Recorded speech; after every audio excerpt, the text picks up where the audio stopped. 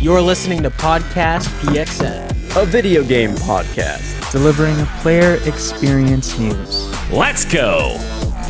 What is up, guys, and welcome to Podcast PXN, episode 295. I am one of your hosts, Daniel Prindle, aka Dan is DTM on Twitter, and I am joined over Discord by the Nintendo aficionado and hardcore casual himself, Roshan Warner, at Roro. Hello. Hello. Good to see you, as always. Good to see you. And later we will be joined by the host of Large Popcorn and video producer at The Gamer, Christian Macias at ISO Christian. He's in the chat waiting for us. And resident Emblark, Glazer, and my fellow Spartan, Gage Dempster at Gilbo Biggins with two S's, right? Stop.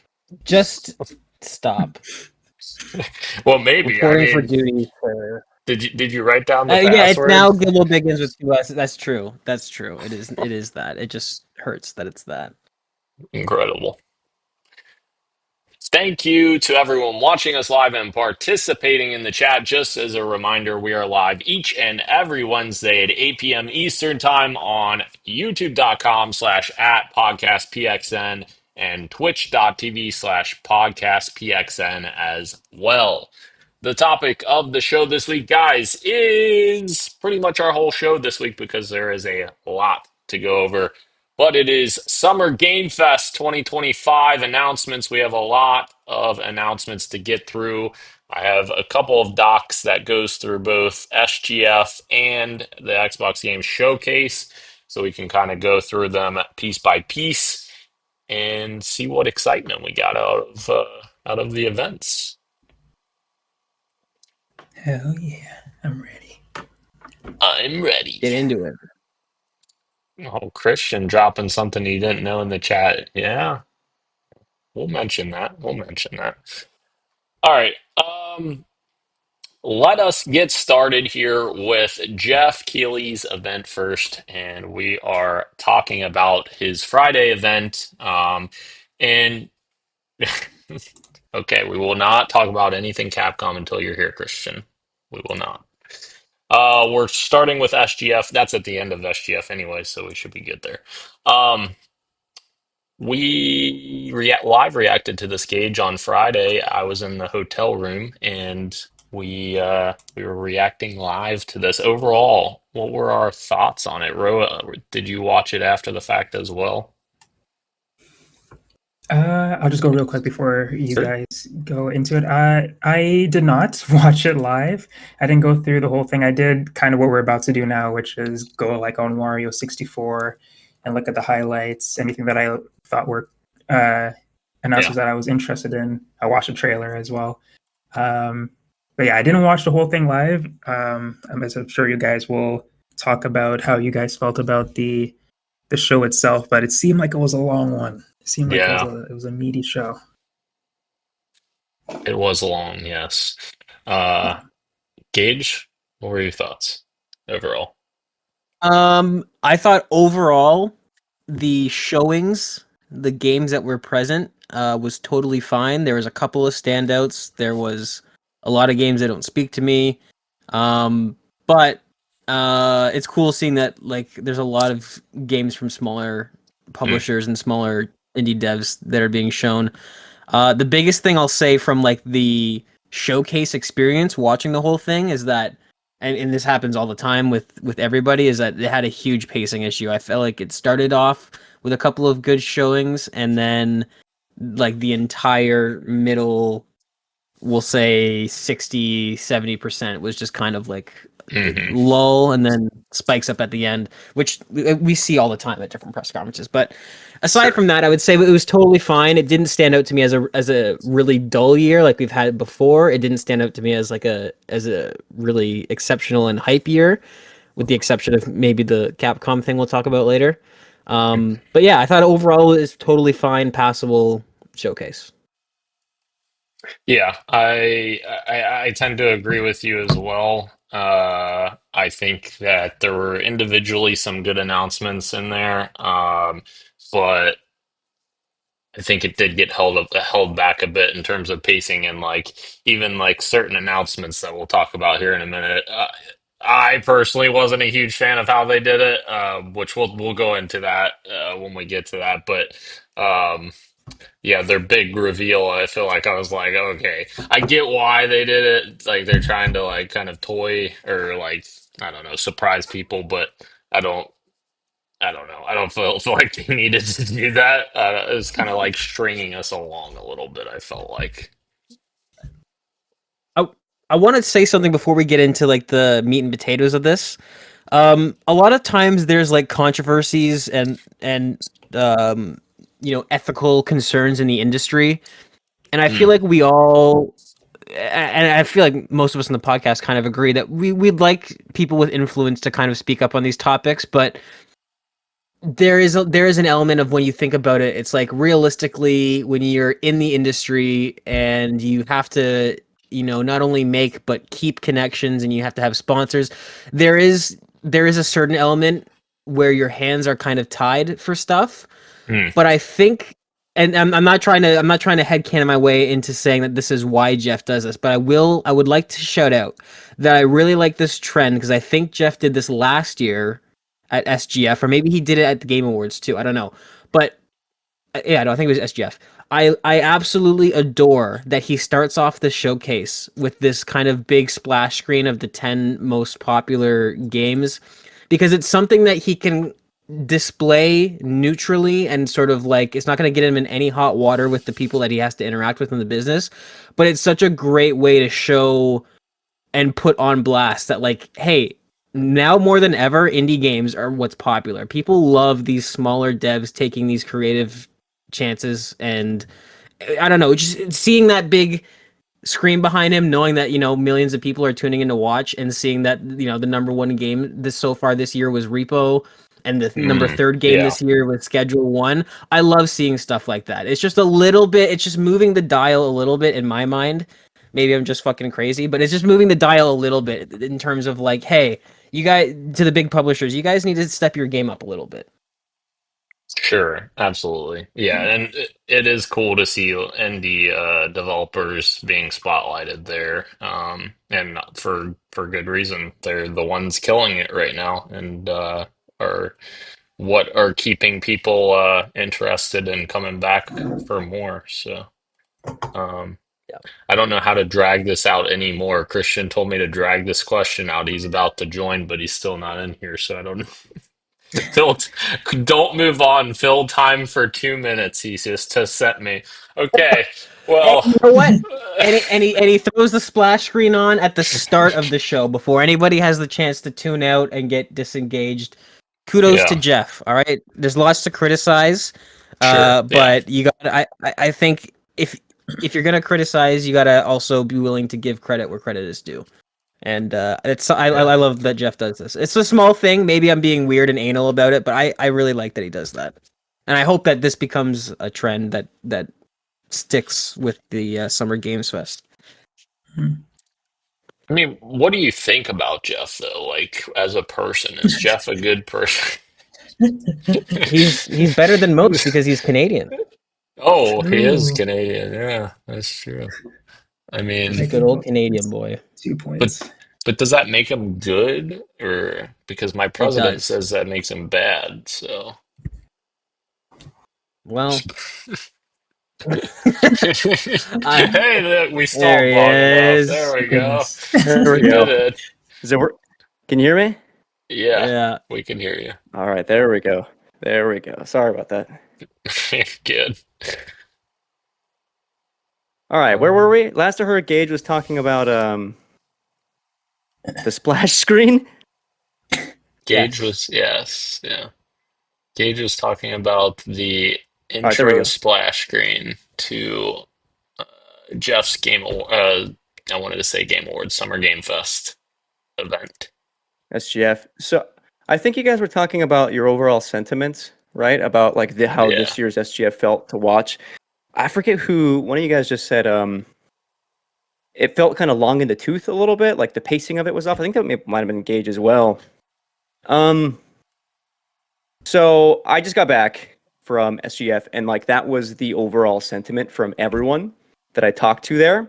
That it seemed like kind of a light show this year, and sort of the like major announcements from some of the major showcases, both of them over the weekend, felt a little bit lackluster and like they didn't really nail the mark they were trying to go for. Not a lot of like the hype kind of moments, and even in the theater too, like those moments didn't really quite get the pop that I thought this year was going to get, which is unfortunate. Then again, though, what I think people were kind of sussing out throughout the weekend is like, well, for a long time, people did think that Grand Theft Auto was going to be coming out this fall. Like, it wasn't a surefire thing, but we were all kind of operating with that assumption. And it seems like some of the sentiment is like publishers were kind of thinking the same thing. So you don't have a lot of things lined up for the fall because of what we thought was going to be GTA. And now that it's announced, right, things are starting to shift around a little bit. But like that might be one of the reasons why the showcase might have been a bit lighter, a bit lackluster, because Jeff couldn't get the deals for like major things happening in the fall because publishers didn't even know. So that could be a reason why it wasn't as strong as like last year's or something. Fair enough. Sorry. Hello, everyone. By the way, I'm still trying to set up the four-person scene here. I don't know why I'm worrying about the video because I don't know. Did you hear us talk about the video being a shit show? I brought Christian? Dan a gift. You guys want to see Dan's gift? Oh.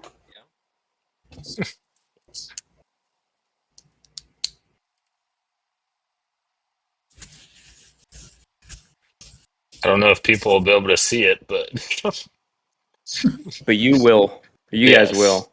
I brought him a little of a Vault Tech aluminum water bottle that I think Dan might like. Oh That's yeah. pretty sweet. And Very yes, cool. Phil Spencer does appear to have lost all that weight. He looked his jawline looked crazy in person. Yeah. He looked way more healthy, like Gage and I were talking about on the Xbox reaction stream. For a while there, he was not looking very healthy. Not to try, not to judge the man, but you do notice these things when they're in the spotlight. Yes. Why is that? I just realized I had double audio, I think. Maybe. Okay, sorry. I've got one more camera to fix real quick. Um, but while we're on the topic here, uh, of first reactions, what were our first reactions to the Xbox event? And then we'll dive into all the SGF announcements. Okay, I'll jump in. Xbox felt very similar to SGF in that it was mostly fine. Some pacing issues. I think people might online. I haven't seen the Twitter thing yet because I keep losing my Twitter account. So I didn't see the reaction as it was happening. I'm guessing that people are probably harder on it than they need to be because the show ended with a really bad taste, which was the abysmal fucking decision to have Call of Duty be the one more thing. That probably hooked everyone's opinions down a little bit, not to invalidate how people feel, but I think overall the showcase was just fine. I don't think it was exceptionally bad. I think it had a couple of really big standout moments. The Outer Worlds 2 looks incredibly impressive. We can talk about that later. Yeah, I mean, it was totally fine. I did notice I was skimming the YouTube chat, which is a horrible idea, I know, but I was just wanted to see Yeah. what the normies were thinking as it was coming, and the amount of people that don't understand when the showcase ends and when the direct begins was insane. The amount of people that were like, "Why are they still talking about Outer Worlds? Where's Forza? Is Gears next? What's happening?" And I'm like, guys, they said this. They said this at the beginning of the showcase. They said that they mentioned when the showcase was ending. They mentioned that the direct was starting. That like I don't know what's going on here. I think this is the one I was most let down by. I think Mm. Xbox has been doing such like strong showcases for so long. Like they have great partnerships that when this one rolled around, I felt like it was even more of the same kind of lackluster announcements for like I was getting from SGF. It was a lot of like the same. It was like video games of the game. Just for an hour and a half. Like I'm seeing more of like the anime RPGs and the nondescript open world like RPG, either third person or first person games. It was like over inundation of that, with none of them particularly like striking me. And I get that's just like a subjective thing for a lot of people. Like games like the Clockwork might have been a really big one and a really interesting one that might like land with some folks. It just wasn't for me. So yeah, and I think like showing off Silksong the way they did in a ROG Ally Xbox partnership thing, and instead of doing a trailer for that game, they just say, yeah, and it's coming this year. Felt like we haven't seen that game in so long, and this is how you say it's coming out this year is like par for the course of how I felt the entire showcase. Felt like just Well, not enough punch. and I feel like that was kind of unfair how they put the developers of the game in a bad spot there because it almost seemed like they were caught off guard by that a little bit as well because they had to like respond and say our game release is not tied to the new ROG Ally X as well, which if you're Xbox, why are you not communicating that with them and saying, "Hey, we're gonna have this thing in there," because they I think got caught off guard a little bit by that. It is a weird, really weird thing to do. Um, Mm-hmm. yeah, I think overall, I think very similar sentiments. I thought there was solid announcements for me, like Clockwork Revolution, like you were talking about, Christian. I'm very excited for that after this showing. It definitely looks like my speed. But overall, I think that there was definitely some to be left to be desired in the second half of the show, for sure, in particular. Because I feel like it started pretty strong, and then after the first half of it, me and Gage were like, "What the hell? Like, this is not this is not continuing the great pacing they set through the whole beginning part of the show." But yeah, we'll dive into that here in a few, though. All right, let's dive into the announcements here. So SGF for Jeff Keighley, his event that he put on. Let's just run down through it here, and you guys stop me if you want to talk about something. Um, so without further ado, we start with a look at Mortal Shell 2, which is metal as fuck, apparently, according to PC Gamer. Coming to Steam in 2026. The first was announced at SGF 2025 from Swedish studio Cold Symmetry, and it looks absolutely grisly. A little metal track there too.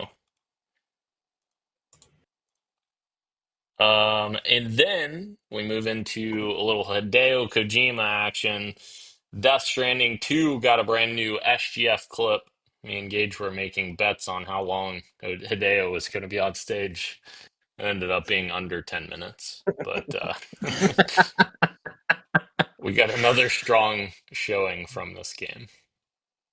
Was it? Oh, was it not? I thought it was just two people talking in a room for 3 minutes and then nothing else happened. But I'm gonna play the game. I'm gonna play it. I'm gonna Yes. play it. I have a question, Gage. Yep. Why have you been logging on to PlayStation and just sitting there online for hours? Because I thought my Xbox Series X was broken, and I got really stressed about it. And I was using it for what was I using it for? I don't know, dude. I got laid off for a week. I was in a few. I was I was in a fugue state. I don't know what I was doing. Because I think I I was. have to do a lot of. Go ahead. Go ahead. No, go ahead. Okay, I have to do a lot of like transferring footage from a USB on my PlayStation to PC like pretty consistently. And I was just like for like a whole like week, I just saw you like Gage is online, and he's just like sitting there like not doing anything. I was like, what is this guy doing? Now, here's the one thing I'll ask: does PlayStation? Because I know Xbox does. Does PlayStation only track? Will it only show you what your friends are doing if it's a game? Oh, you know what? I think it used to show you if it's like Netflix or Hulu, but now it just Because I doesn't do also that. did. I did binge the entirety of Deadwood in 1 week. So there's if you were seeing That's me what it on a was? lot, that's what it was. Yeah, 100%. Yeah. Okay.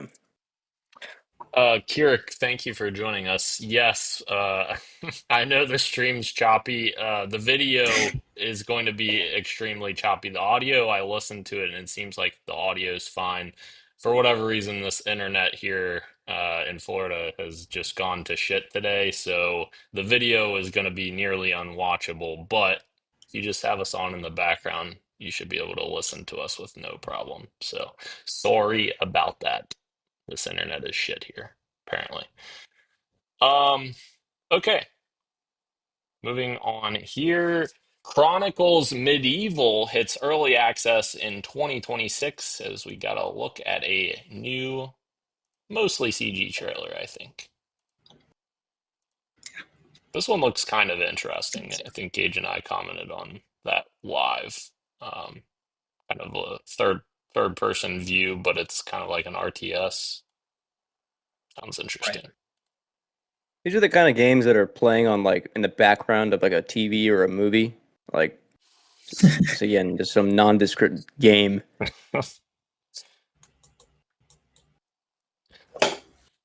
All right. Sonic Crossworlds Racing gets a Minecraft collaboration and fits in a little Mario Kart diss. Unlike another kart racing game, this game will have online cross-platform matchmaking, they said. Got That him. got a good that got a good pop in the theater. And then I really popped for Miku, which I thought was an insane collaboration to start off the trailer with.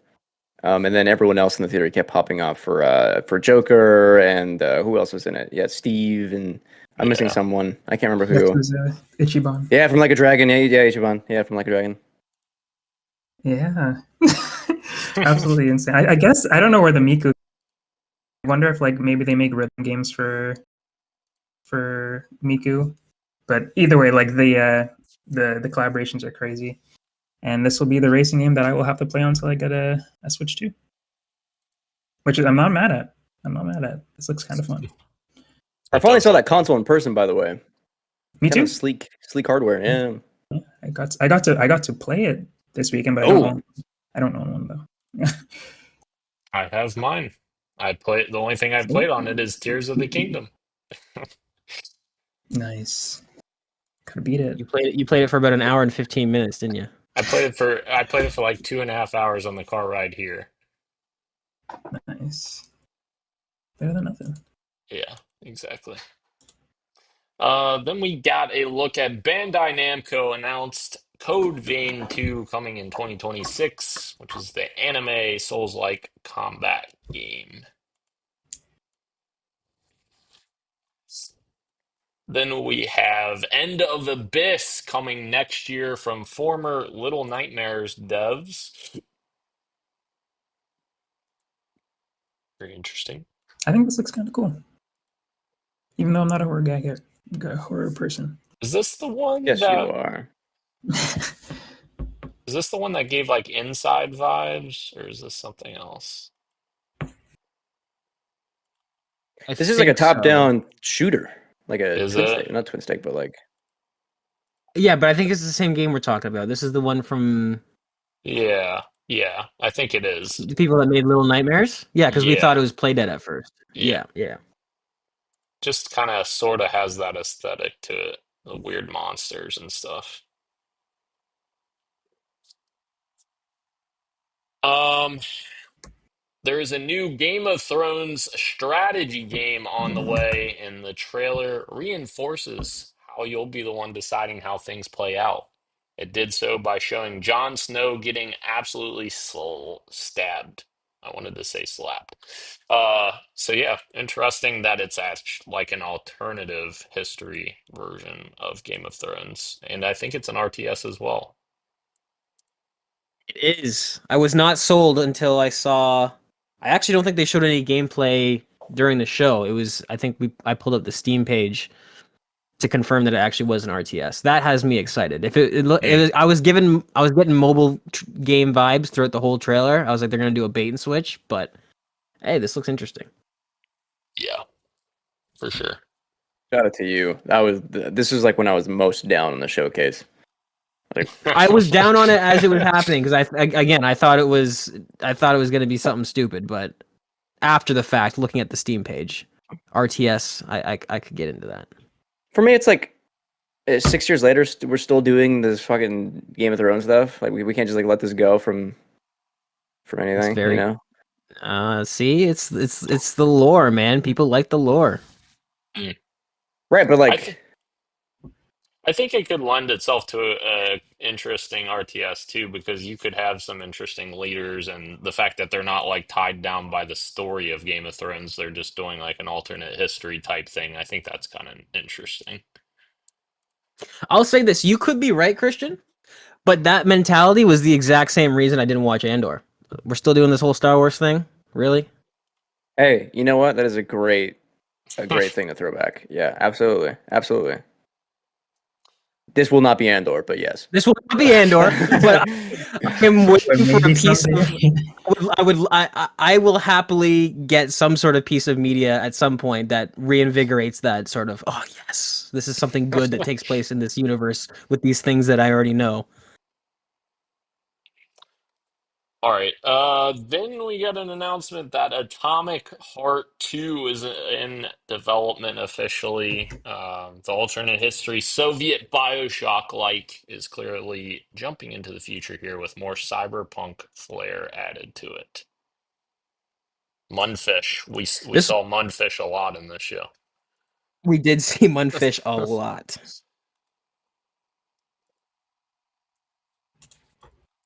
Then They don't we. have a separate Sorry. thing for it. Oh, go ahead. No, go ahead. Are you gonna the cube? Yeah. Well, I guess is that. Did they announce that right after It's this? It's in the yeah. same. So It's in the same little thing. yeah, Oh, okay. Yeah, The Cube, an MMORPG shooter set in an atomic universe on a massive levitating cube where the edges are constantly rotating to create unique gameplay combinations that are ever evolving. Of everything Mundfish showed, this was the thing that I was like, oh, this looks kind of interesting, actually. Hmm. Like, it seems like it totally could just be a battle royale shooter or, be the last one standing, whatever it is, that ends up being totally generic and, like, forgettable. That's totally within the realm of possibility.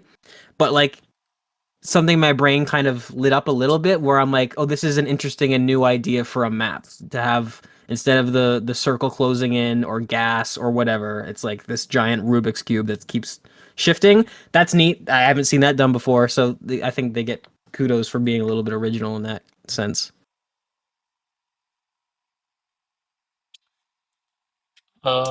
Then we got a new trailer of Onimusha Way of the Sword. It's got us another look at the game. yeah. Put a pin in that one. Put a pin in it. All right. Then we got Felt That Boxing, which is a foul Muppet-like game. Uh, which was kind of goofy because I think Jeff introduced this and he was like, "I love Muppets," and then I was not expecting it to be a boxing game. It's just very, I don't know, very strange. I did not like. I both like and really dislike the art style at the same time. I think you and I were joking about this at the Yeah. time, where it's like it's a new kind of uncanny valley where I didn't like how my brain couldn't tell if it was real puppets or not. Mm. I don't know. It made me feel weird inside. Well, they were real. Like the developers talked about how like they made these puppets, and then like I don't know I don't know. I'm not smart enough. I don't know how they do it, but like, you know what I mean? Photogrammetry, they Mhm. scan them in or something like that. Yeah, yeah. Very interesting. I was kind of into that one. Oh, This one. well, get ready to box with Christian and Muppets. It Kidding, was it's funny not though that Muppets. I saw a tweet somewhere where it was like Jeff hyping up like a game, and then like this is what the game ends up looking like, and it was like a picture of like that Nickelodeon show or whatever, and like this was literally that moment. They're not a lot of people are into puppetry, I guess. No, that was I feel like that announcement was a really big deal for him. But aside from that, Yeah, this moment, uh, Gage and I think, both had similar reactions because it started very interesting. Killer Inn is a 24-player social deduction game from Square Enix. And it sounded interesting, like, who did it type of game. But then it started to move into like people were just shooting left and right, like nonstop. And I was like, all right, is this gonna turn into a yeah, deduction game or is this a shooter? or is it a reduction game?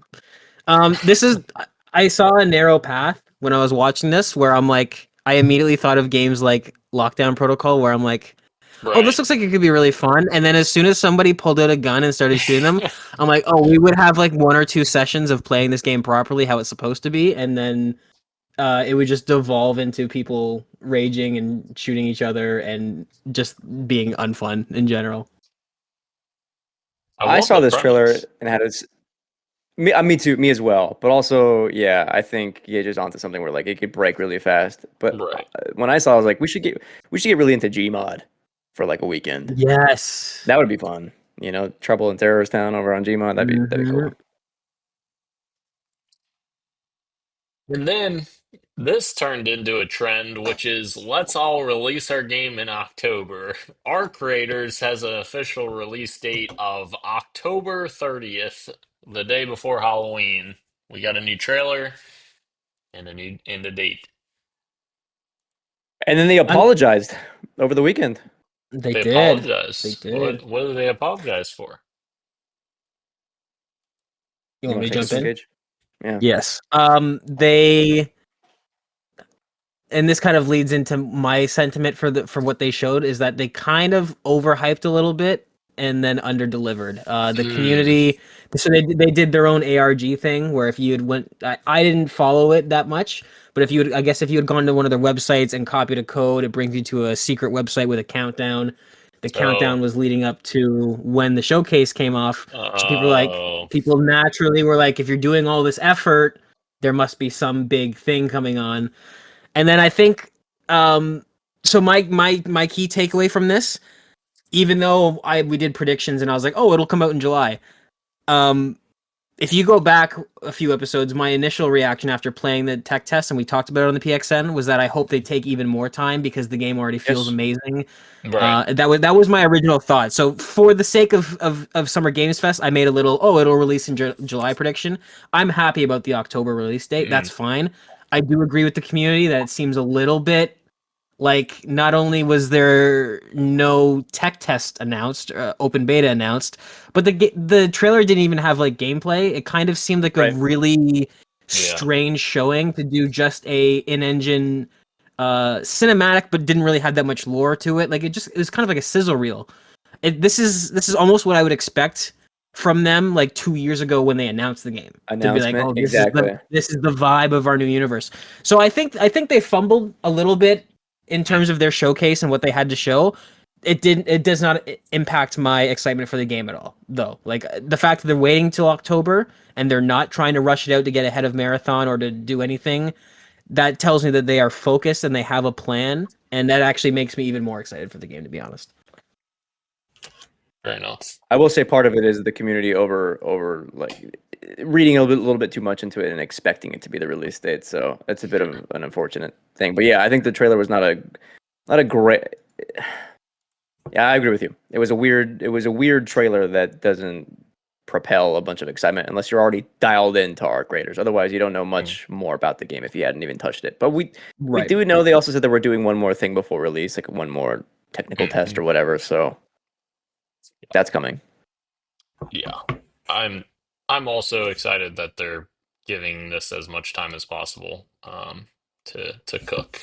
We've all enjoyed what we've played, so more time is never bad. Although the timing, as we'll find out here, fucking too many games in October. Uh, Marathon. yeah, I don't think it, I don't. I would hope Marathon's not releasing in September, but we'll see. Oh, that is September. Yeah, you're right. Yeah. I hope it gets delayed to next year, Yeah, but probably not. probably not Yeah. at this point. Yeah, I don't know. All right, Chrono Odyssey has a Steam playtest starting on June 20th. The next generation action MMORPG has already been announced, but the news here is you'll be able to play it very soon. Wuthering Waves Update 2.4 launches on June 12th and has a trailer-worthy update landing on June 12th, just 6 days away. Metroidvania Mio Memories in Orbit has a demo out now. It is a 2D platformer out this year. No idea why they put the word Metroidvania in the. This is just an editorial thing. It doesn't matter. Please move on. Right. Yeah, I don't know why they did that either. Odd. The puzzle platformer Out of Words is coming in 2026. Heard some good things about this from some people. This claymation type co-op platformer with stop motion esque art. I think they also talked about how this one has a friends pass, which is an exciting trend for Mm, some co-op games of this kind of scale, which is cool. that is cool. I didn't The know art that. style's awesome. What did Really you cool. say, Very Ro? like Coraline vibes. I said the art style is awesome. Oh, I okay, love the stop motion. absolutely. Yeah. Dun. Dantodon the game. I'm gonna play. Out now. Just I kidding. hope so. Just kidding. Lego continues to make a new franchise here with Lego Voyagers and the reveal trailer here. I think who was it that was excited in our chat? Was it Keurig that was excited about this? I don't think anyone got excited for it. I think you and I said that Glenn will be excited when he sees it. Okay, maybe that's what it is. Yeah. This is the team that did Lego Builders, the single player game, isn't it? That's a good question. I don't know. I'm fairly sure. Lego Builders Journey. Yes, you're right. Yes. Yep. Yeah, which made this announcement immediately perk up. Um, Interesting. this seems cool. Yeah, I think me and Gage initially were like, what the fuck's going on? And then as we saw what was happening, Gage was like, this is actually really cool. It did grow on me. It did grow on me over the course of the trailer. Yeah. All right. Then we got a look at Nicktoons and the Dice of Destiny, which is a crossover beat 'em up uh, with a bunch of Nickelodeon characters in it. Then we got a shadow drop first of the event, Lies of Peas DLC, which is available right now. Play it, the Overture DLC. I have it. You have it. Yeah, for work. I got it for work. Nice. Very nice. Doki Doki Literature Club meets Silent Hill is this game Fractured Blooms. They're kind of sweeping this under the rug for some reason, but like it's also the Doki Doki Literature Club devs, is what I'm hearing. Interesting. Or I guess just the one guy. Oh, It's the one guy and his 18 friends. yeah. That was a different game, but yeah, that was yeah. Yeah. This Call of Duty was made by one guy and 3,000 of his friends. It was closest friends. That was awesome. All the memes that. Uh,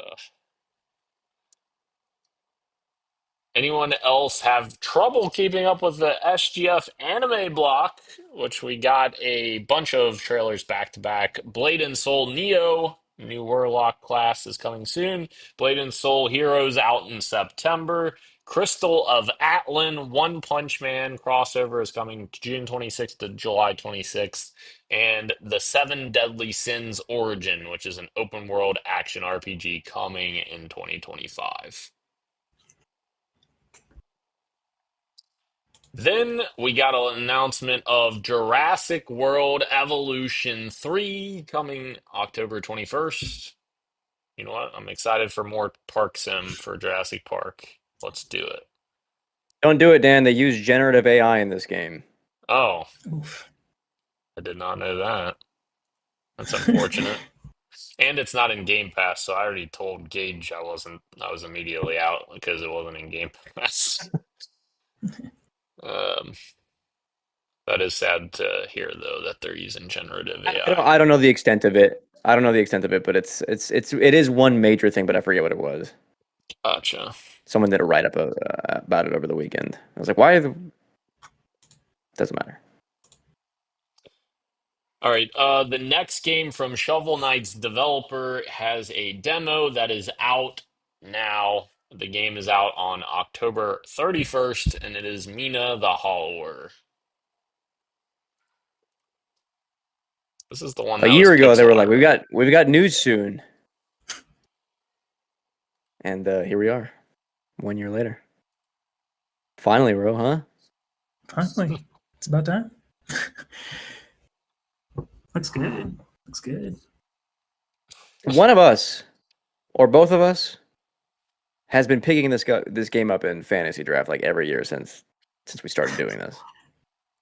Finally. Does anyone have it right now? I don't know. Uh-oh. Interesting. Uh, I like how PC Gamer labels this as, let's just pretend Deadpool VR isn't happening. Deadpool VR was announced with the trailer, and that game did not look good visually. I mean, Did not look good at all. did not show well. This looks like the type of game that would have popped the fuck off in 2013 when VR was just becoming a thing. Mm. Yeah, needs some work there, I think. This was one of Ro's predictions. Glad to see we got some points on the board here. Dying Light the Beast was announced to be coming out in August.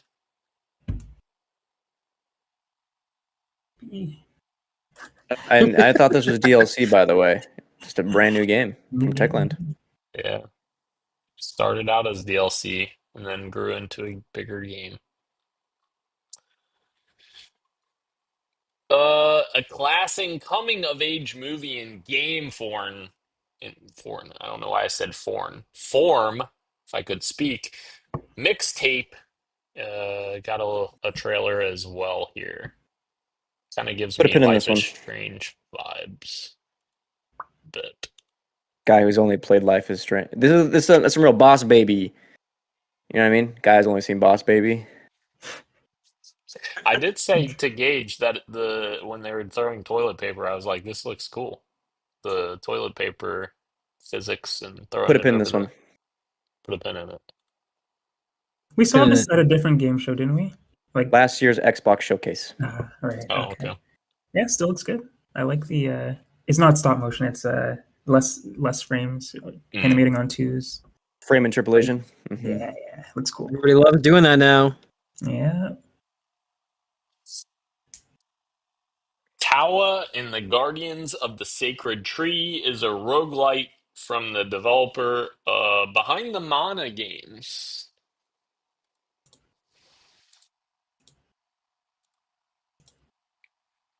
think is this the This is game the that solo looked? dev game. I think this is the game that I was like, it kind of looks like. No, never mind. I'm not gonna say because I'm not gonna get chastised for it because I'm watching the trailer. I'm like, nope, that's not it. uh, Acts of Blood got a little trailer here and looks pretty good for a solo developed game. Kind of gives that actiony vibe of Sifu a little bit.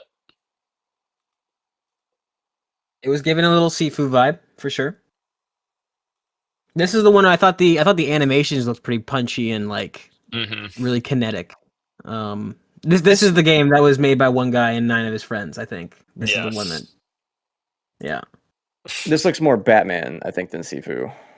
Fair. Yeah, a little bit Arkham. Yeah. Yeah, I could see that. You kind of get sucked into the animations a little bit, like Batman as well.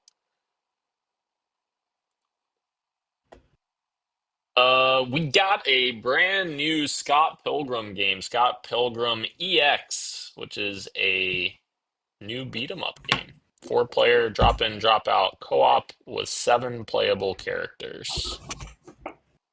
PC Gamer also skipping over that they had a Marvel Cosmic Invasion trailer with introducing some new characters, and also, Oh.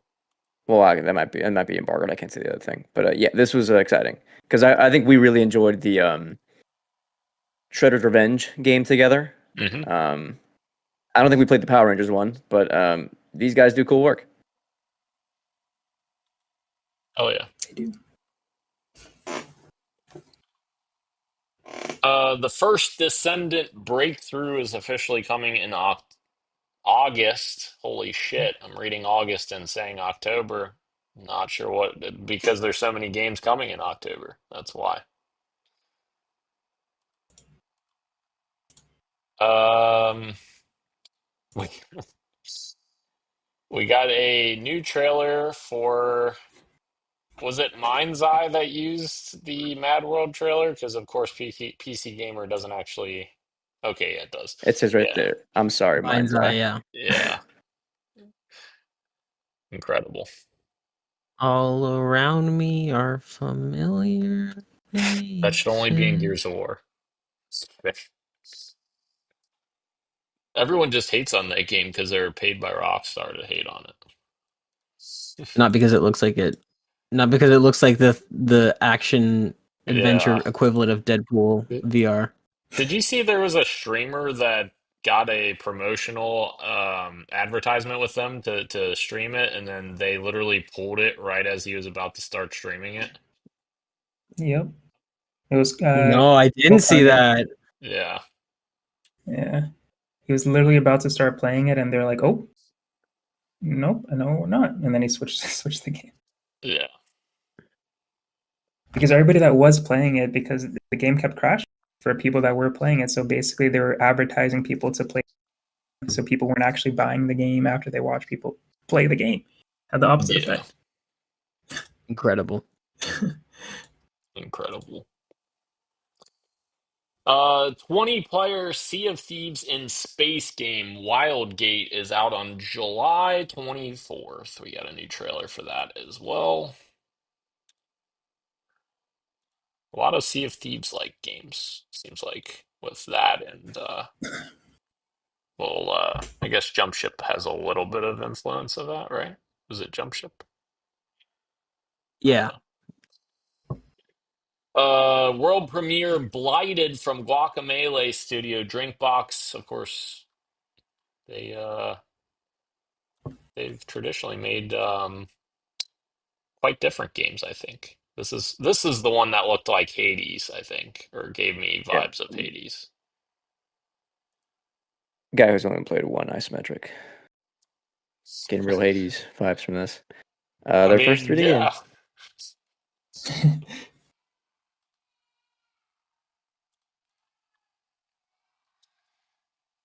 This next one was my highlight of the show, and hopefully some others as well for you guys as well. Ill got an official announcement and trailer, and it looks very, very cool. Very has a lot of dismemberment, very much survival horror-y, and the dismemberment is what was like really catching me. Like the one shotgun when he shoots the dude in the head and he has like flesh hanging from the top of his head. I was like, this is insane. This looks awesome. Yeah. This, Go ahead. no, go ahead, please. I'd I like to hear you speak. the what now I'm blushing, dude. As I was watching this, I was like, oh, it's cool. It seems like they are making a whole game around like the coolest section that you'd find in a recent Resident Evil game, where like you go into a basement and now you're fighting the certain type of enemy that only shows up here, and you're like, wow, this is really scary and creepy and gross, and then it devolves into other Resident Evil stuff after. This so far seems like a game where it's like, yeah, let's just do all of that and make that the whole game, which could be really cool. Very, very creepy and unsettling. And I feel like if you're playing this at like 12:30 a.m., all the lights are out, this could be fun. I got real abandoned vibes from this trailer. And by that I mean this looked entirely pre-rendered to me. Like all of it was fake. It could be. Yeah, Abandon kind of opened the floodgates for like, not trusting trailers again, I guess, that are at major showcases. I don't know. I didn't, my radar did not get blipped from that, but I didn't, yeah, that totally could be a thing. Uh, yeah. I was not familiar with who made the game. They formerly worked on projects like Long Legs, It, and V/H/S/Beyond. Oh, it's a film Mon- studio, I or guess that's what so. they have their experience. Yeah, Right. I and guess this is the so. one Munfish was publishing. Right. I think that's correct. It's But funny that's because I want to interesting. say like, oh well, if Munfish is publishing it, they probably couldn't sneak a fake game into that. But Sony backed Abandon, which is crazy. No. Anything's Honestly, possible now after that. good for them for duping Sony. Get your bag, dude. Yeah. That Yeah. one guy for months. No, it's real. Stop. Please stop. Get your bag, dude. Get your Remember he said he was using it to like get fans of Abandon to play Rainbow Six Siege with him. something like, yeah, he started a Discord Yeah. server. That's the whole thing. He wanted people to like Yeah. him. That's Yeah. crazy. I hope that this footage is real because I feel like it does kind of demonstrate like their cinematic behavior in terms of like how flesh is reacting to certain shots. So I hope that this is actually real. Supposedly they were teasing this like 4 years ago, and they just now announced it. So guess we'll see in due time. Mecha Break launches July 1st. Got an announcement there. We got a new announcement of Infinitesimals. Infinite Infinitesimals. Infinitesimals? Infinitesimals. Fuck me, I don't know. Uh got an announcement trailer and it's basically Honey, I Shrunk the Aliens is how PC Gamer puts it, which is just a bunch of alien insects or whatever shrunk down to small size. I was weirdly really into this one because if you remember playing It Takes Two, there's that whole segment where like the squirrels have like they've built this like technology inside the tree and they have like their weird like nature tech. To me, I like the serious tone of these bugs and they're like sci-fi tech, but also like they're just like fighting, things that are out in nature. Something Mhm. about it, I don't know. There's a charm to it that I'm kind of gravitating toward. Then Capcom comes out and says, we're confirming a new Resident Evil is coming, but it's not quite ready. Just a blink of an eye more, and it'll be ready. This is a bad strategy on their part, which we'll talk Just, about. just a blink of an eye. They All just right. like, yeah. Street Fighter 6 Year 3 brings Sagat and Sea Viper to the fight.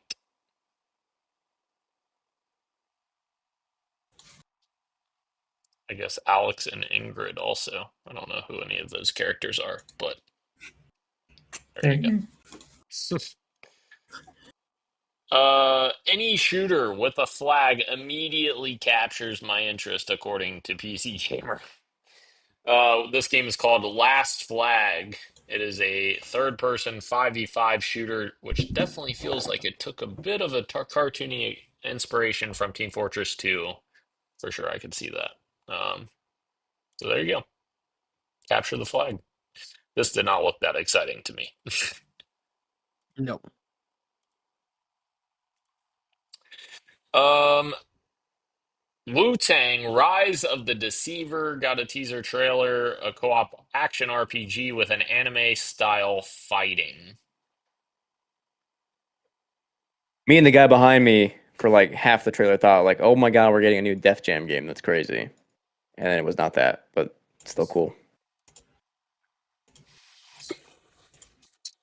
A film noir, Yakuza, officially titled Stranger Than Heaven. Got a trailer here. Project Sentry was called it was called Project Sentry, sorry, last year, and it was going to be set in the early 20th century, but it's now set in 1943. This was one of my favorites of the showcase. Like I thought this is a great reveal. Agreed. And then we close the show, and Jeff starts getting excited, and I'm like, Gage, what the fuck? This has to be a huge developer. Is this Half-Life 3 or something like that? And I kept saying Half-Life 3 because I was like, I don't know what else is fucking huge. Like, what else is Jeff getting excited about? And we didn't think it was Resident Evil because of Ah, them saying, well, no, hang on. Initially, we didn't think initially that it was Resident Evil because of the Capcom coming on stage saying we needed a bit more time. But Gage, yes, did say, like, this looks like the RE engine when we saw the hair. And I'm like, I Yeah. agree. It looks like RE engine, but why would they fucking do that to us? And they did. They did dupe us. This was Resident Evil 9 Requiem, which is coming February 27th, 2026. The reveal itself, I was very excited about. I loved the trailer, and I'm excited about the direction this game seems to be taking. However, the decision to dupe people like that, personally, I wasn't a huge fan of that. I don't think that that was a good way to do it, especially when they had like an ad in the middle of the show with Lady D where she was advertising that there was a price cut for the other Resident Evil games, and then they came out and said, "Oh yeah, we're working on Resident Evil, the next Resident Evil, but we're not ready to announce it yet." It's like, okay, we could have done without that. Like, I don't know. it's weird because like in my mind when the Resident Evil 9 trailer started playing, I was thinking to myself, okay, maybe they were doing this to try and like get ahead of leaks, and you know maybe if it leaked and they wanted to try and keep that surprise. But even still, I feel like it would have been more effective before if you were going to do a bait and switch before the showcase. If Capcom had released a tweet or something saying, "Hey, we know you're all excited, but don't get too excited." And then at the end of the showcase, drop it. It was Right. weird to do it in the showcase because it Yeah. hadn't leaked Right. up until that point. So it's like you guys were really worried that in the second half of the Summer Games Fest that it might like it was weird. I'm not Yeah. super bothered by it. I thought it was kind of cheeky and like I was mad in the moment because I had gotten fooled as a person watching it, but afterwards I'm like, yeah, they probably felt pretty good about that.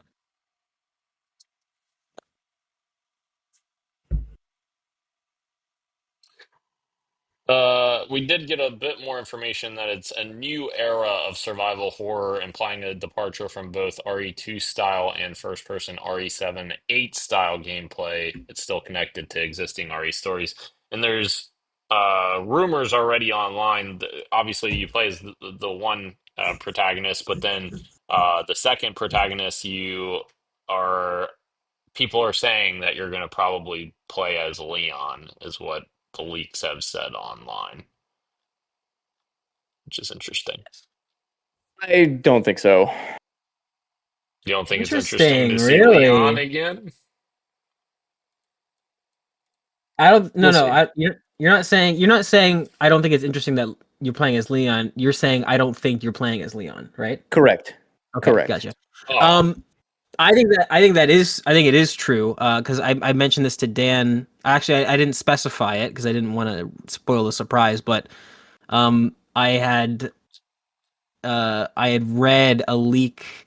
I want to say like a year and a half, maybe 2 years ago, that was talking about the next game is going to be this new female character that's new to the franchise.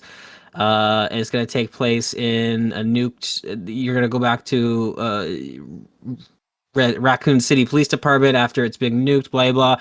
And then that leak also mentioned that you will be playing as Leon. So if it's from that long ago and they got enough stuff in the trailer right, I'm leaning towards that they probably will bring back Leon. And I think they're doing it intentionally because Resident Evil 4 remake was so popular that they're kind of like, because they've got this weird roster of characters, of main characters in the Resident Evil franchise that they seemingly just kind of swap in and out at random.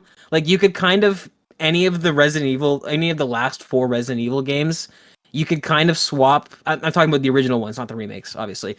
You could kind of swap out who the main character. Like Ethan could have been Leon for the most part, and that game would have not really changed in my opinion.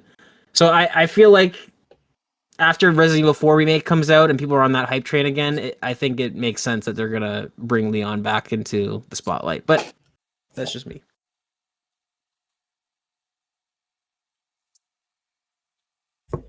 very interesting. Very I interesting. have an idea. What if we made FPS great again? Let's do it. When answer me this? When was FPS ever great? 2009, Modern Warfare 2. That's a pretty good answer. We did also get some more information from news outlets this morning, I think, that you will also be able to choose between first or third person as well, which I is now Put a exciting. pin. you mentioned in the group chat, Dan, that I should be excited about this.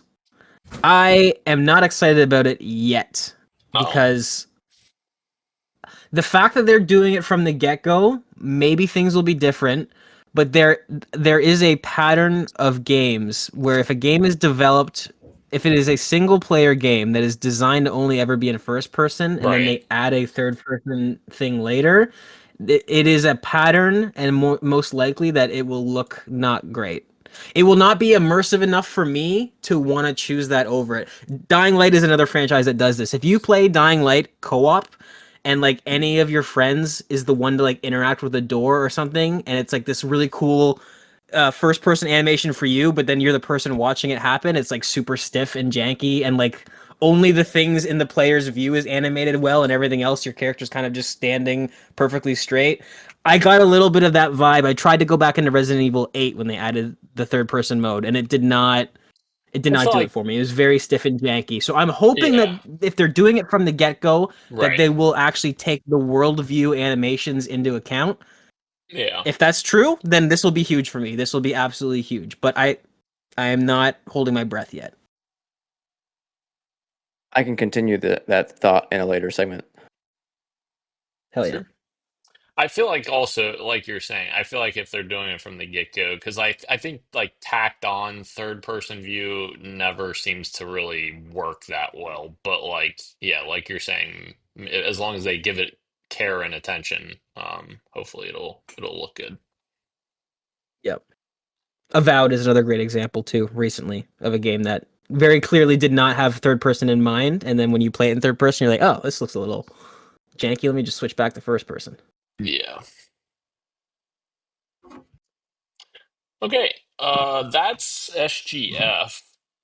Um, We are already running late on time. Is there anything that you guys saw after SGF, like Day of the Yes. Doves, or anything like that that you want to talk about? super quick. I did not realize how late we're running. Holy crap. Yeah, Future Game Show. I threw that on kind of in the background while I was doing some house stuff, and I was really shocked out of nowhere to see that there is a like Oh yeah. seemingly big budget Expanse game coming out.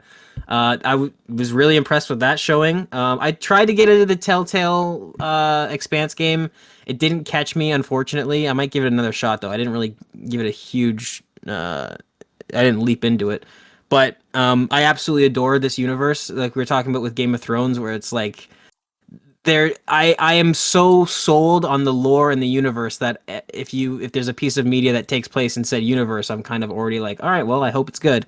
So this looks really good. I'm not super familiar with the games that the studio made, so I did some researching first before I got excited. And their past releases are like mid 70s. Their most recent release I think was in the low 80s. So could be good. I liked what I saw. And then the only other thing I'll mention from the Future Game Show was that the final season 7 trailer looks pretty good. They're adding a lot of quality of life features that people have been asking for, and in terms of balance, both the light class and the heavy class now have gadgets that can heal teammates, which is going to make, I think, team comp a lot more exciting for competitive play. Yeah, so I mean, hey, Embark Glazer, I got a glaze. Yeah, the Expanse game does sound very interesting. I agree. I didn't see that trailer until you sent it to me, and I think I was on the road and I watched it and I was like, yeah, this looks really cool. It kind of gives, like a lot of people were saying, vibes of Mass Effect, which I love Mass Effect, Yes. so that would be awesome to get an Expanse game like that.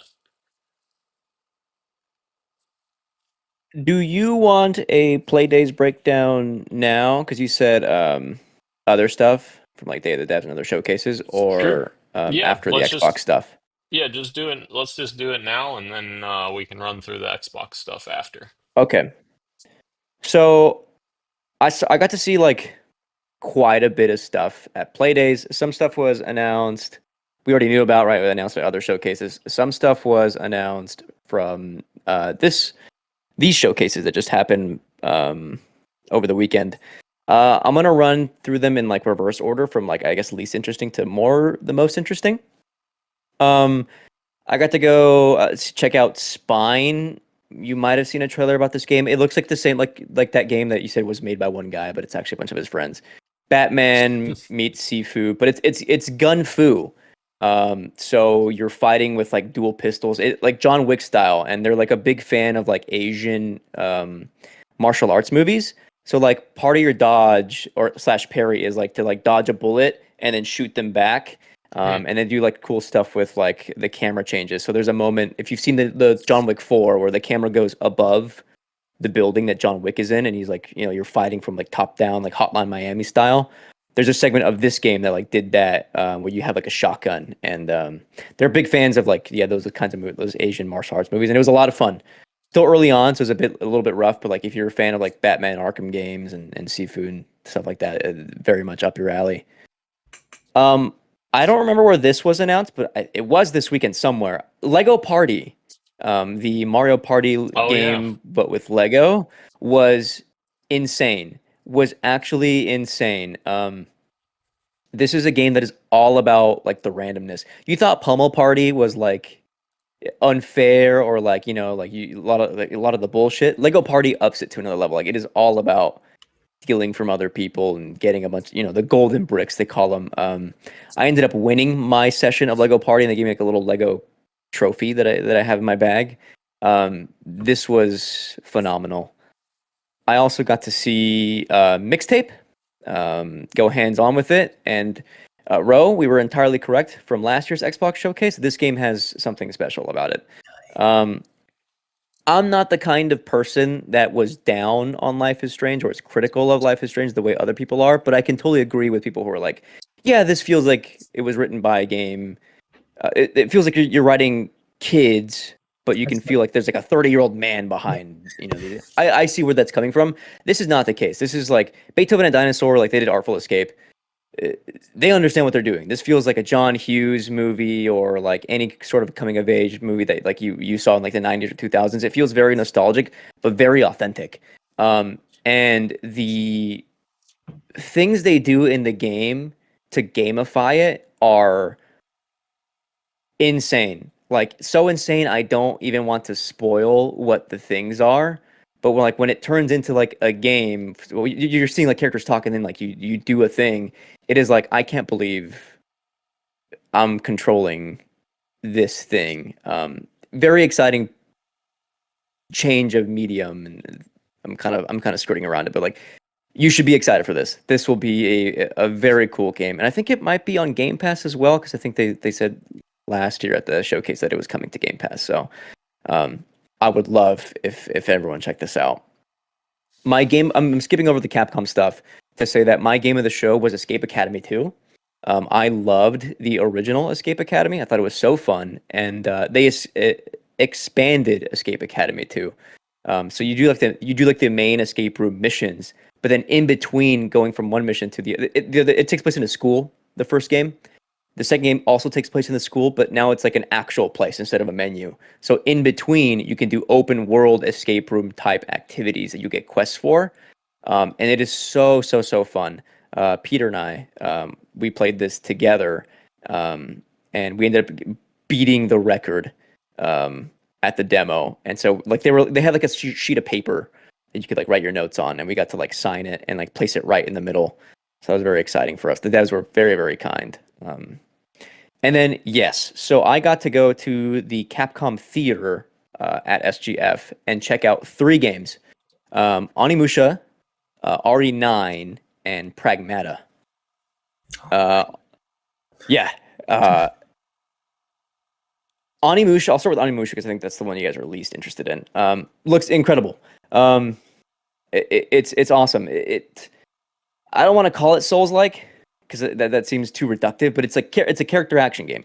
You can block from everywhere, any direction. You can deflect projectiles and hurt enemies back.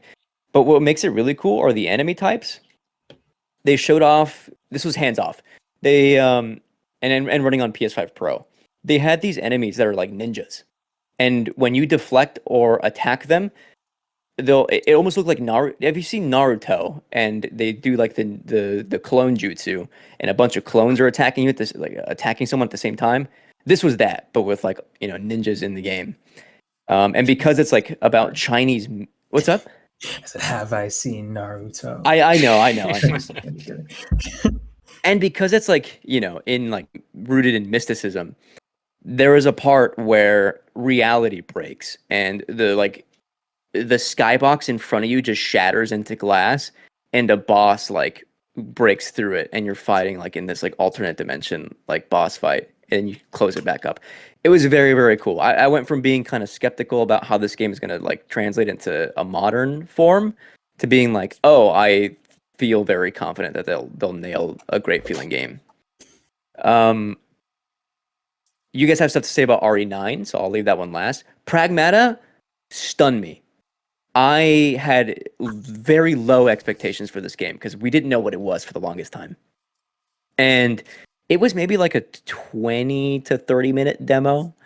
It seemed very much like gameplay slice. Like it might not be indicative of the actual like beginning of the game, but you get in there and you're playing as the engineer guy in the spacesuit, and there's an enemy in front of you, and you're shooting at it, but you don't damage it. You have like a little pistol. It's like 8 bullets, and you do 0 damage to it. And in comes this little like AI girl that you've seen from the trailer. And it turns out in the game, you play both characters at the same time. So she's like the hacker. So when you aim at an enemy, the game slows down to like 25%. And you can move around as the guy, you can shoot as the guy, but a little hacker interface shows up at the same time. And the way you it's like a square grid, as if you've played a Battleship, you know what kind of grid I'm talking about. There's a start and there's an end, and your objective is to go from start to finish. There are like stuff in the way that blocks your path, and there's also little nodes in there that can give you like an extra stun.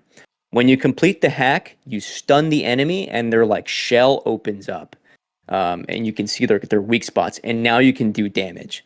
And the interesting thing about this game is that moving around as the astronaut feels very Dead Spacey. Like it feels very weighty. And they wanted this game to be like methodical, where like every encounter is a little bit of like a juggle, like puzzle thing.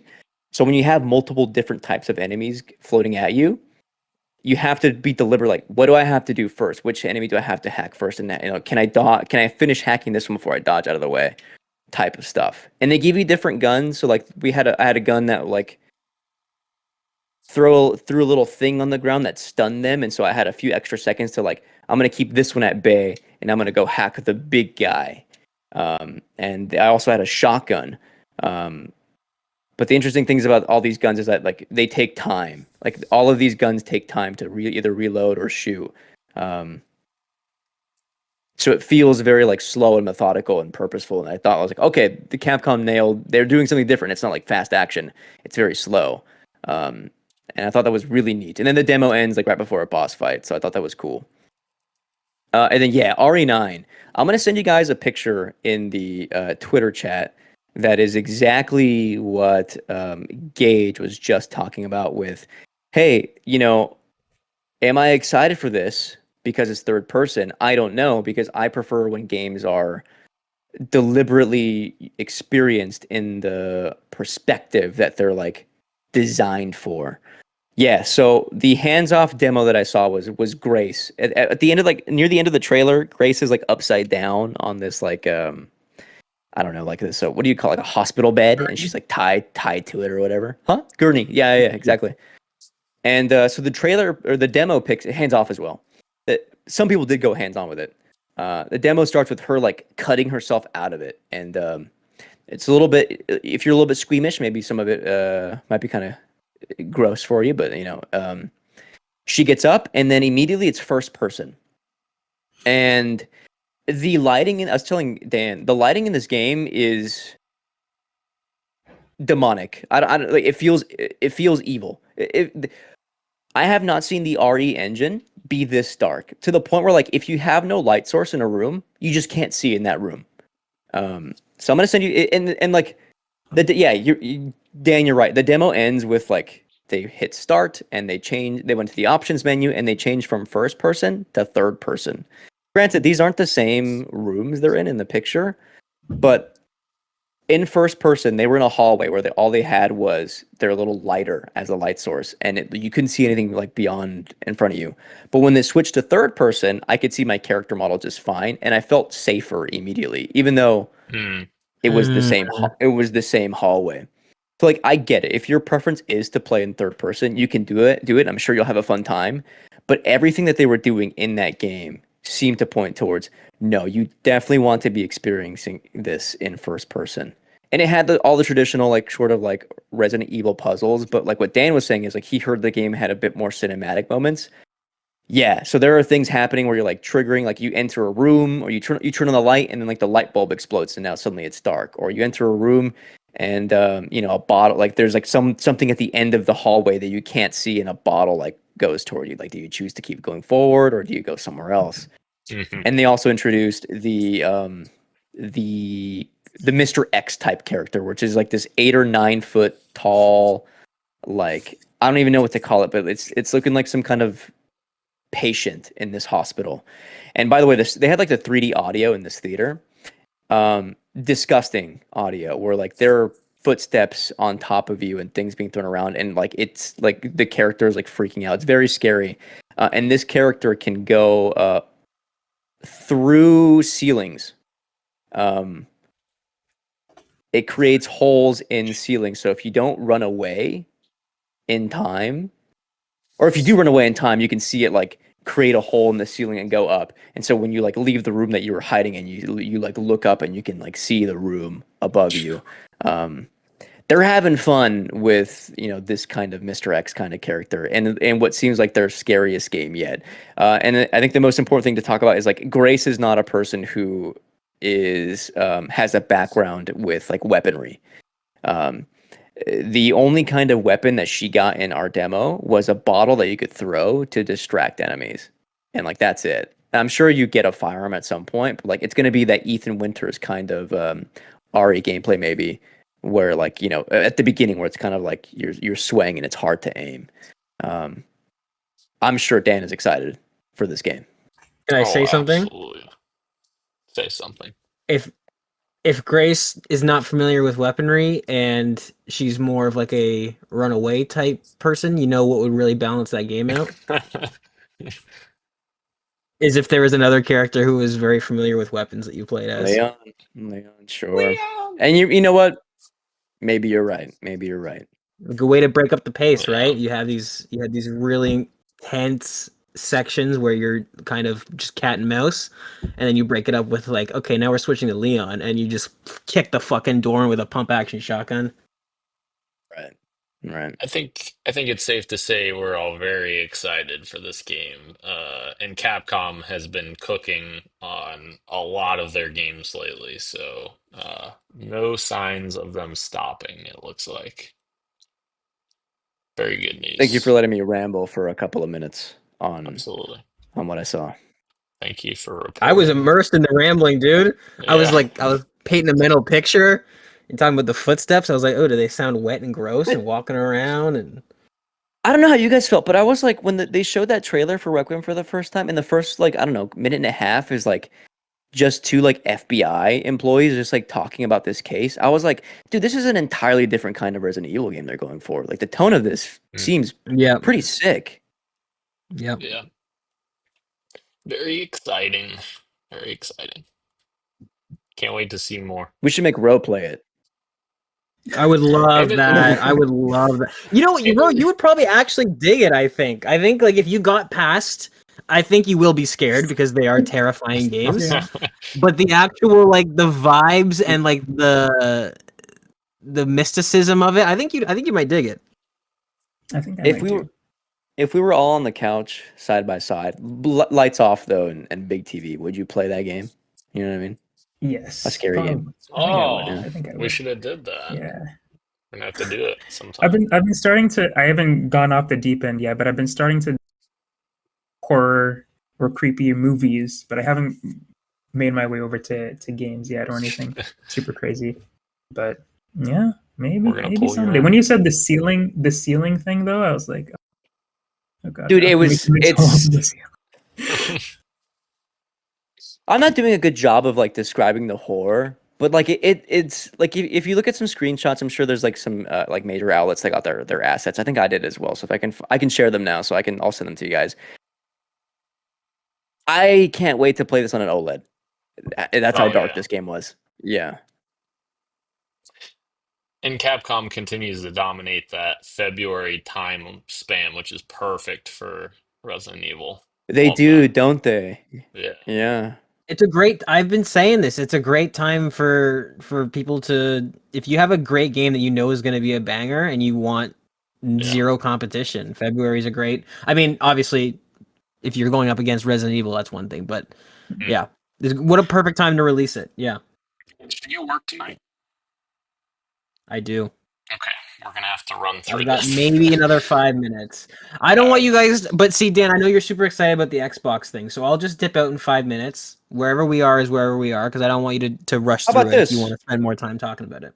How about this? Why don't you guys start with what excited you most about the Xbox thing? That way you maximize Gage's time. Okay. Okay. Gosh. I mean, what excited me the most was probably the Outer Worlds 2 direct because every single little thing, every detail about their inspiration of Fallout New Vegas, drawing very close parallels to Outer Worlds 2 with that, their new perk system, which draws inspiration from New Vegas. Even like their system where you choose like detriments to your character, like I found a lot of those very interesting. Like you choose these attributes that are like gonna hurt your character, but also they uh give you boosts in other areas as a result of that debuff. And like some of the debuffs were pretty cool. Yeah, overall I just was very excited about the Outer Worlds 2, and then they announced that there is a third person mode for Gage. So Oh yeah, we love to see it.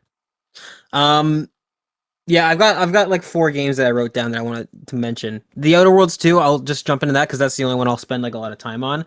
Um, we talk about like our love for devs that just get game design, and for me, Obsidian has been like that for a very long time. Obviously, Fallout New Vegas is my favorite Fallout game. It's probably no, it is definitely in my top 3 games of all time, and it has been in there since I've played it.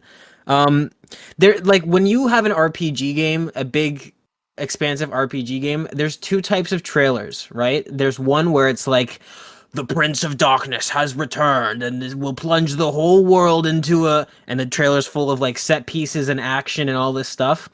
And then there's an RPG trailer like this one where it's like, hey, if you make your character a moron and you go up to a computer system, you have a unique option to hit it, and there's a 10% chance that you'll just activate it. Like when it comes to an RPG game, you can focus on one of 2 things, and I feel like Obsidian, they just know what to focus on. They spent this trailer talking about, here's 3 different ways you can open a door depending on the skills that you unlock. Here's the perks you can take. You know, they showed like this bad knees perk where it's like, oh, you can move That's around funny. faster, but if you stand up, it emits a popping sound that alerts everybody. When I'm playing a game that is supposed to be player-driven choice, this is exactly the type of showing I want to see. This is a developer who understands what makes an RPG different than an action-adventure game. So I was extremely pleased with the showing and how they were showing. They weren't just showing these cool, crazy set piece moments. They were like, no, here, it's an RPG game. Here's all the RPG stuff that we do and that we spent time doing. So I was extremely pleased with that showing. Um, and then the only other games I would want to mention, Blood of the Dawnwalker. Aside from having an absolutely awful title, I thought that looked kind of interesting. It looks like it looks like it could be fun. Super Meat Boy 3D looks awesome. The original Super Meat Boy was great, and this looks like a really thoughtful sequel where it's like, yeah, it's 3D now and all this stuff, but we're keeping the core mechanics and the charm of what makes Super Meat Boy Super Meat Boy. So that looks cool. And then the only other game that really stood out to me, I know Dan, you liked Clockwork Revolution, and I was kind of feeling it during the trailer, but then afterwards, I had like the post Oh, clarity, and I you was like, read I'm not gonna play it. no, you read those I'm comments. Oh man. I didn't read. Christian couldn't sway me to do anything except kiss him. But I just really thought about it, and I was like, I'm not. I'm not gonna play this game. I'm not gonna spend any time with this game at all. If I'm being honest. Oh, So no, come so on. That's too early the to last say game. that. It's too No, early to it's say not. that. I'll. I don't even know if I'll check it out. To be honest, I can't even bring myself to say that. The It's only not other game even during the you've barely showcase, even seen it. I saw 20 We minutes saw of it. What are we you saw talking enough. about? We You didn't saw see enough. 20 minutes of Clockwork It felt Revolution? like 20 minutes We of got a it. CG trailer Listen, last year. I watched the movie A Clockwork Orange. I get it. I get it. I'll just.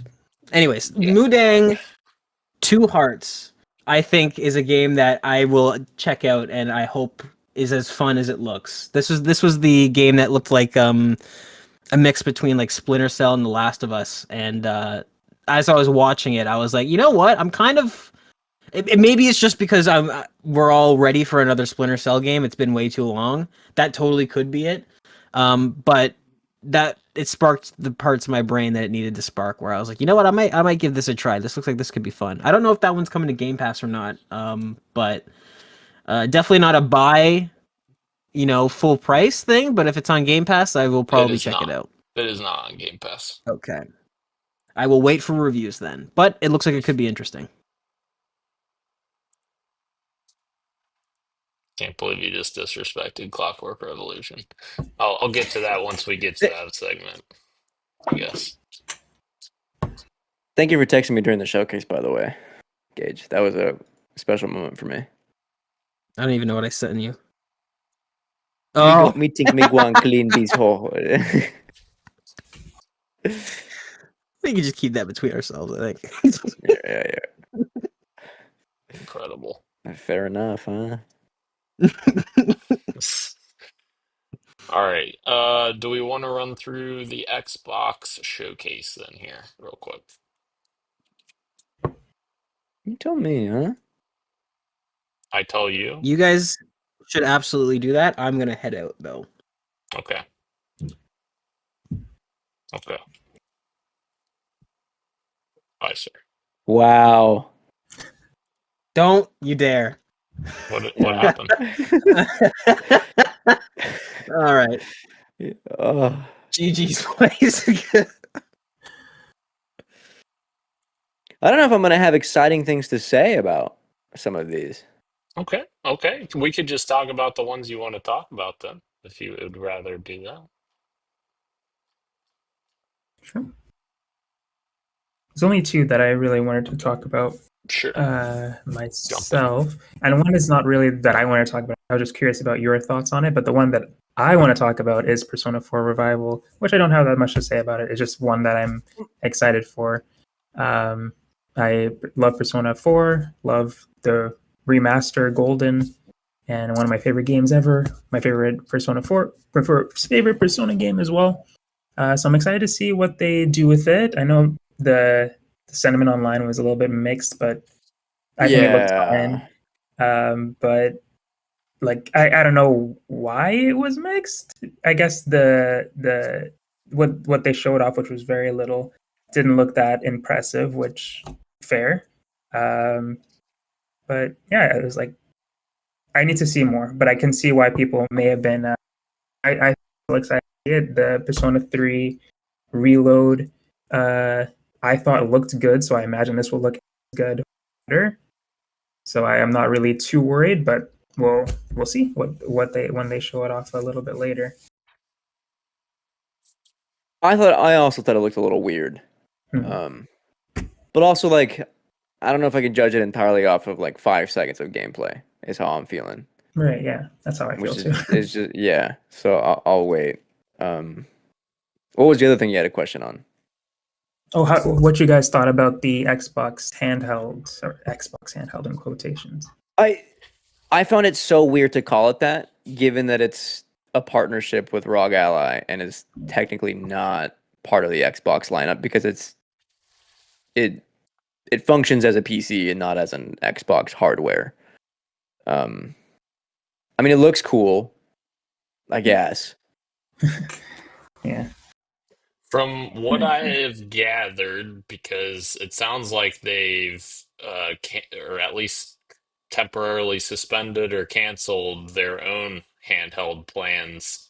I would suspect they're trying to position this as their handheld because of them canceling or suspending their plans for their handheld.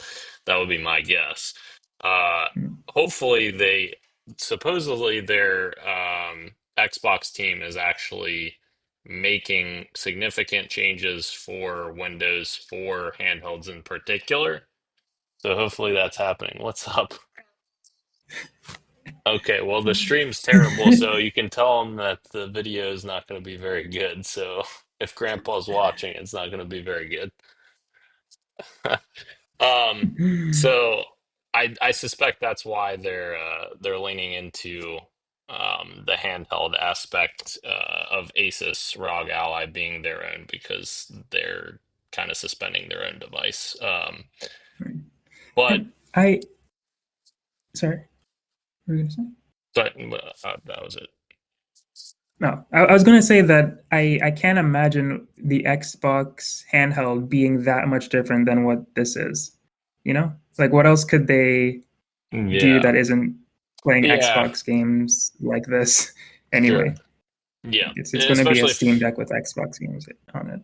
yeah, especially if you don't have like a dedicated OS for it. Like if they're going to continue to Right. make it a Windows device, then there's no real benefit to having it run uh, on something else. So, um, yeah, I don't know. Can I run through a couple of things and ask them in forms of questions? Sure. How did you feel on High on Life 2? I thought it was kind of an odd trailer. And also, it's the first post Justin Roiland game or thing. Oh, no, well, there was an episode Yeah. of Rick and Morty with Adam already, but this is Yeah. like, I guess, follow up. Yes. Yeah. I thought it was odd that they did like a CG trailer because like it looked really cool Yeah, visually, but like obviously that isn't indicative of the gameplay. Um, I enjoyed the first game, but it's not something that I would have bought if it wasn't in Game Pass. So the fact that the sequel's in Game Pass, I will probably play it just for that fact. but it doesn't like light the world on fire for me personally. Now I have one for the both of you. Okay. Gosh, what is this company? What is that company? Game Freak. Oh yeah, Game Freak has Pokemon. a game. Yeah, I don't know Sucks. what is this game? Beast of Reincarnation. Yep. Correct. Yeah. How you It's feeling really about that one, exciting. Ro? I think it looks cool. I think it looks cool, like what we saw of it. But the very little that we saw, I thought it looks impressive. Again, like you said, it was Game Freak, so it wasn't something that I was expecting it to. I wasn't expecting it to look like this. Because there's the Pokemon company. They've made other games here and there, but they've always been like very cartoony art styles, and this is a little bit more realistic for them. But yeah, I'm interested to see more. I'm interested to see them do something other than Pokemon and see how that works out for them. Yeah, I was honestly impressed by it. I wasn't impressed in the way that I was like, oh, I gotta play this. I'm just impressed and wow, they can do other stuff. Mm. But yeah, that's kind of my takeaway from it. I will say I a know couple. Dan was. Sorry. Oh, No. please. You know what? What? I was what? I know Dan was smiling hard to finally see Marcus for this Gears of War remake. I know we have there's a thing somewhere I know where one guy, either Gage or you, were saying it's going to be a whole trilogy, and someone else is saying it'll be just the first game. I have to go check our predictions there. But how you feeling on that Gears Reloaded? Yeah, I mean, they already had it announced, so obviously we already knew about it, but it is exciting to have like You're cross right. progression and everything, cross play and all of that. But yeah, excited for more people to get to play it, and the fact that it's only $40 is pretty cool for new players as well. People that already own Ultimate Edition, I believe, get free upgrades as well on Xbox. So very cool. I think there's open beta the next couple of weeks to play the multiplayer as well. Um, some of my highlights, like Ninja Gaiden 4, I think looked really good and has me very hyped to play that game. I still want to play Ninja Gaiden 2 Black, but I've not had a chance to play it. I know, Christian, but No, I would not prioritize that one at all. Is what I'm trying to okay, get at. that's fair. But they also had a collaboration, as you were alluding to, with Halo for Halo Infinite, which the original Hayabusa armor from Halo 3, Bungie made that actually as inspired by Ninja Gaiden, and that armor was like adored by people because you had to do specific challenges to even get it. And I love the helmet is just great. I love that helmet. And so they've once again teamed up with Ninja Gaiden or Team Ninja uh, to drop a new version of the Hayabusa helmet, as well as one that's based on the Halo 3 helmet, as well as a version that is based on Ninja Gaiden 4 as well, which you can unlock fully just by playing Halo Infinite. You don't have to pay any microtransactions, which is a huge W for that. So, um, so that was a There highlight was for a game me. here at Sorry, what game? What There game was were a you game at talking the showcase somewhere. I think it was. I thought it was the Xbox showcase.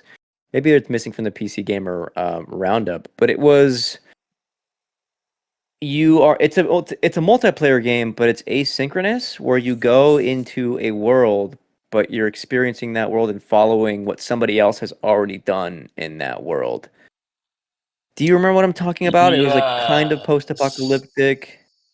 I do remember that because I think it kind of reminded me of Split Fiction a little bit. But I don't remember what the game was called. I don't remember what the game is called. I can't remember who the developer was because they did something. I think they did Open Roads, if I'm remembering correctly. Um, Yes. That once you said that, yes, I do remember that. Fulbright is the studio. Of No, Didn't it's Overbridge? Overbridge- Fulbright. No. Oh, No. no. Okay. No, Uh, I'm thinking about oh, initially it was Bridge. Fulbright, but no. Uh, Yeah, they changed studios at the end. That game, whatever it's called, I think is one of my highlights of it. I'm very interested. If they can nail it, the experience, I think it'll be one of the most unique experiences of recent multiplayer memory, which could be really cool.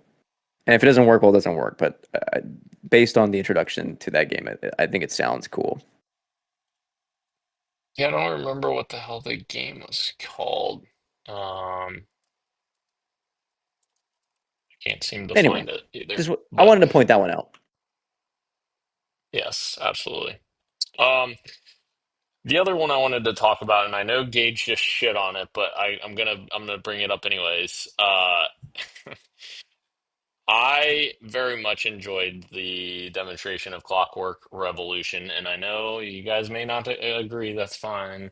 But I think that In Exile is one of those studios that's up and coming, just like Obsidian was 5 or so years ago, like before Outer Worlds hit, and Outer Worlds was kind of their first like big hit, I'll call it, since doing South Park and doing their partnership with Ubisoft on that before that. But um, I am very excited with what I've seen from Clockwork Revolution. It gives me the Outer Worlds vibes in terms of its atmosphere and tone, but it seems to have its own persona. Like when we first saw the CG trailer last year, I got very much vibes of BioShock, like just from the CG trailer, like, or, an engine trailer, whatever you want to call it, before actually seeing like what the game was about and stuff. But now I'm very much getting like Outer Worlds mixed with like more of a deeper RPG, which makes sense from their lineage of their games.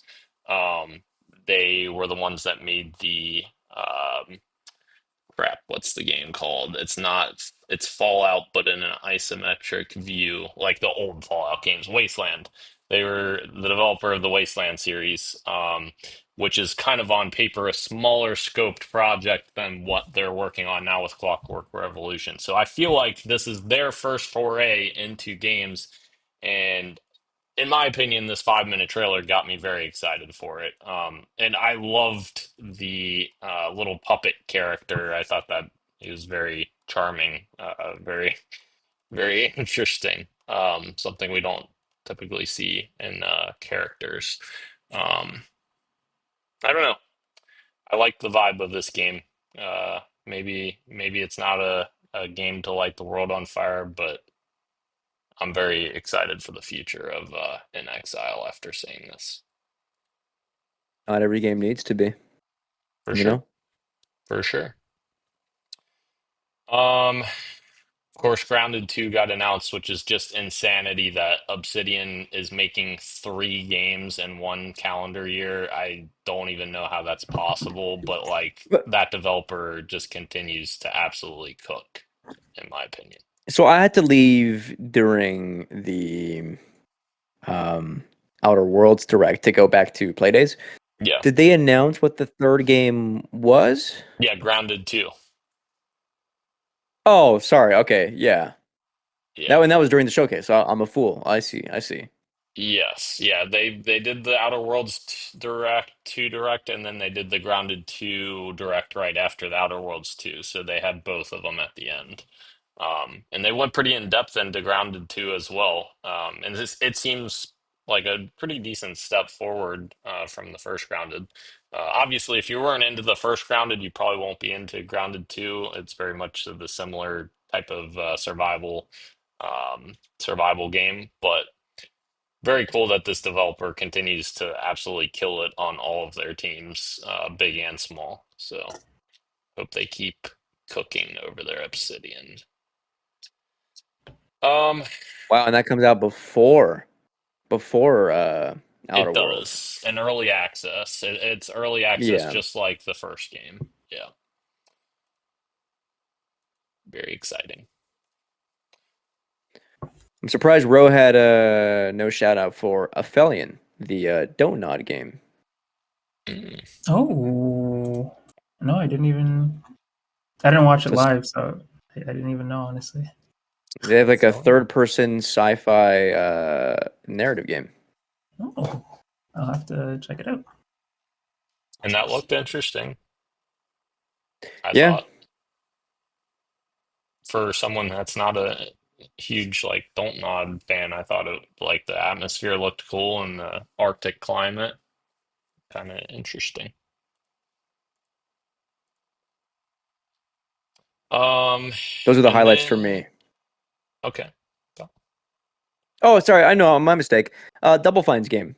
Double Keeper, Fine, where you yeah, play as the like a lighthouse thing, or yeah, yep, was I mean, any Double Fine game is gonna like immediately like, oh, what is this about? You know what I mean? So yes,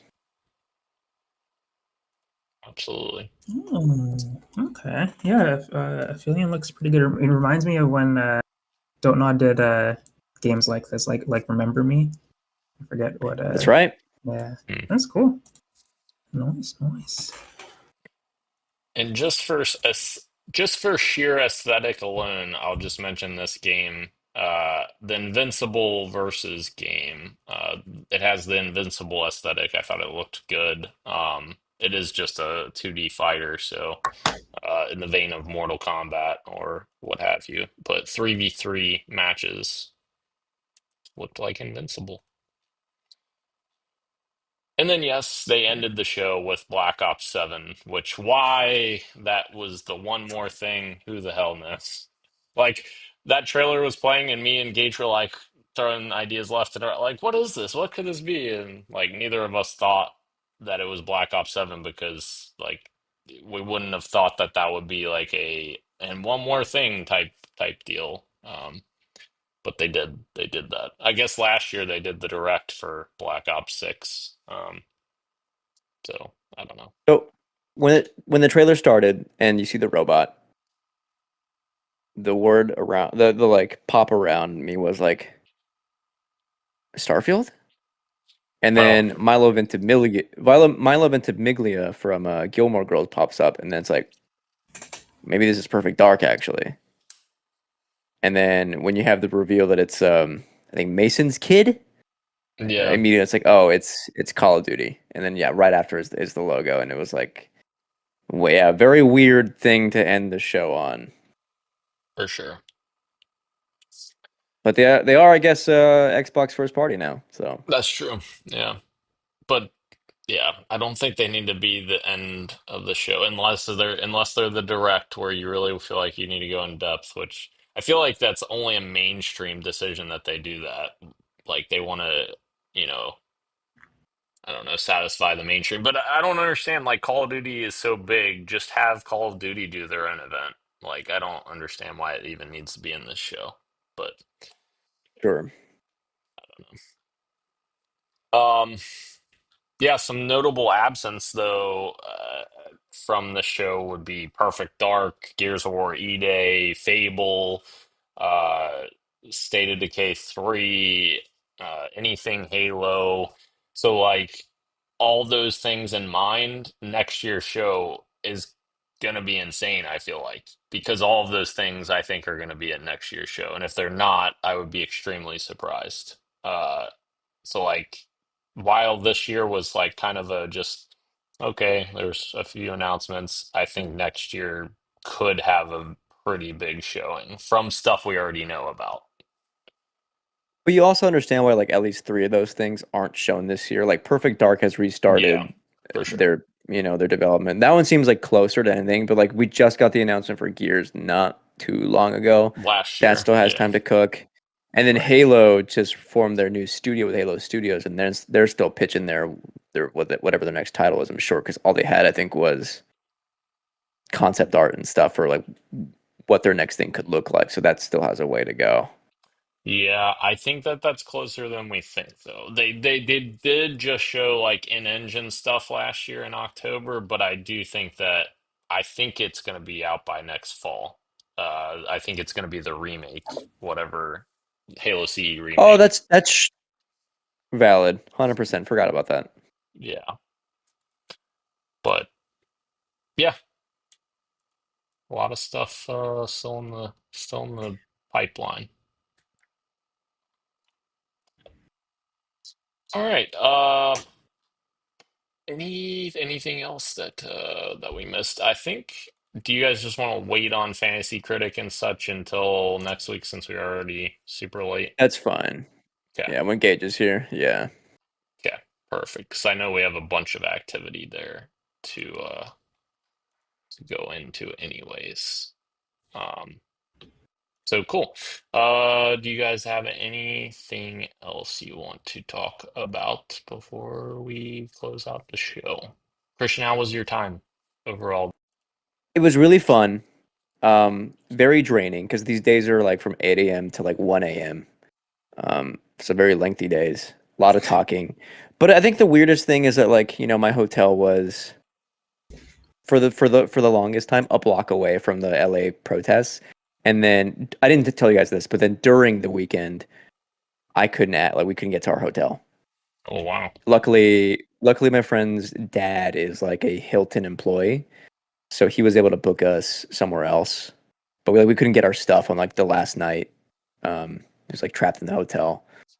Um, so it was very weird to be like, being in this like downtown space where like everyone is like talking about video games and we're playing games, and you would go outside and you'd see like this huge plume of like black smoke, knowing that like, less than a mile away are people getting shot at. So it felt like a little bit of a weird summer game fest in that way. We're like having to juggle real life stuff with, with work stuff. But when it was, when I was present at SGF, it was a lot of fun.